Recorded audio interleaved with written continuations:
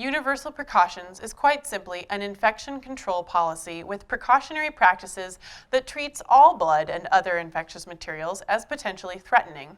It looks at people in much the same way because anyone can carry a disease or be infected.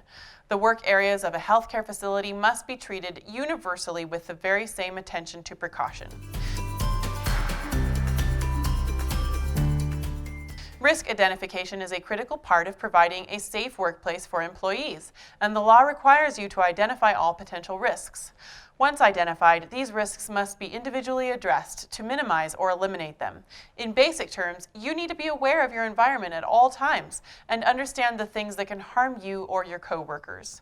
Each job title within your organization should be individually assessed for risks. This training program has identified common risks found in healthcare facilities, and your safety manual provides work practice controls that take care of this for you. We encourage you to review your manual and, if necessary, add any additional job classifications not included.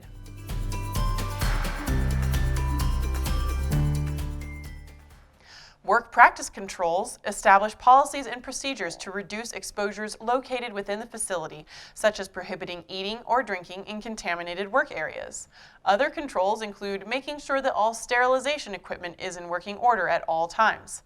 A vital work practice control that all healthcare workers are familiar with is personal protective equipment, commonly referred to as PPE. You probably wear or work with at least one or two of the following items every day you're in the facility. Common sense equipment to keep the bad stuff away from you. These include eye protection like safety glasses, goggles, or face shields. Of course, hand protection by using appropriate gloves.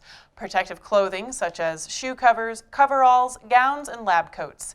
These protective garments should come with elastic sleeves and cover your body to at least below the waist. Face masks, which prevent pathogens from entering your body through the nose and mouth. These are all designed especially to be worn if you work in or around an area where there is a reasonable chance of being exposed to infectious materials that are airborne. OSHA requires employers to furnish and replace these items as often as necessary at no cost to you, and also to make sure you understand where the PPE is kept, what to use when, and how to use it. Your employer must offer PPE in the size that fits you.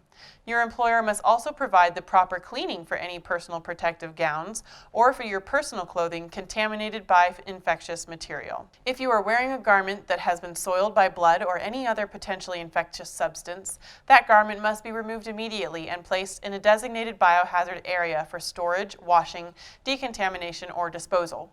Contaminated clothing cannot be taken home. We recommend each clinical employee to have a change of clothes kept at the facility in case of contamination with blood or OPIM.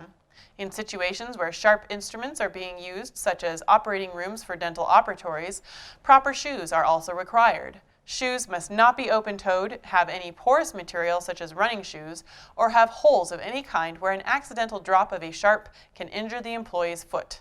As we mentioned before, there are a number of PPE designed for the entire body to help keep you safe from exposure and injury, but let's look more closely at hand protection. There's a wide assortment of gloves available for virtually any situation. Make sure you wear the proper type and size of glove to protect you from the hazards you may encounter. Glove manufacturers do publish permeation data to help you choose the best glove for the job at hand.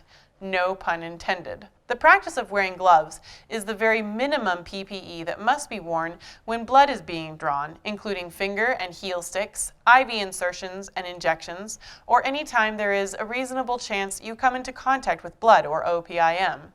Most gloves used when treating patients are single-use and disposable.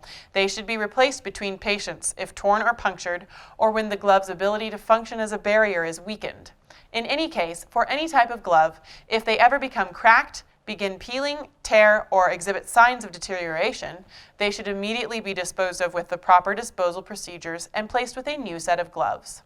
If you are allergic to latex or nylon, your employer must offer hypoallergenic gloves such as nitrile gloves, glove liners, or powderless gloves at no cost to you. Latex rubber was considered one of the best materials for protecting you against infectious diseases until allergic reactions prevented most facilities to continue their use.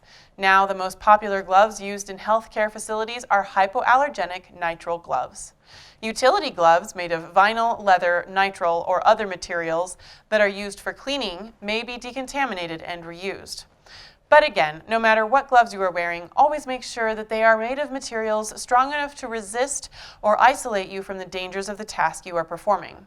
Whenever you wear gloves, always remember to wash or sanitize your hands before and after donning gloves to reduce the bacteria count on your hands.